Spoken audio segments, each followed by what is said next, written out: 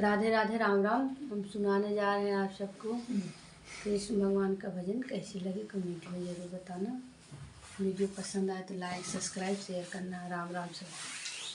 चल देखियाई सखिया गोकुल नगरी, चला देखियाई सखिया गोकुल नगरी, चला देखियाई सखिया गोकुल नगरी।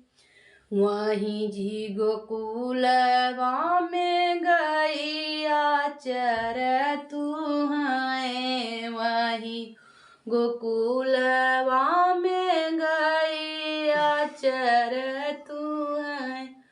दूधवा से भरल बाउन कर गगरी, दूधवा से भरल बाउन कर गगरी।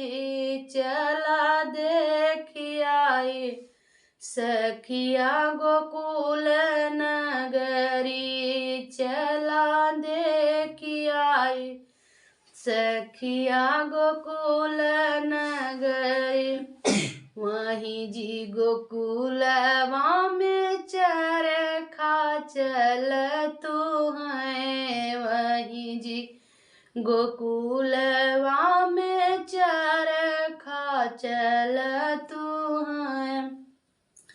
सुतवा से बनल राधा के चुनरी, सुतवा से बनल राधा के चुनरी। चला देखियाई सखिया गोकुल नगरी, चला देखियाई सखिया गोकुल नगरी। वहीं जी गोकुलवा में भट्ठा चलतु हैं, वहीं जी गोकुलवा में भट्ठा चलतु।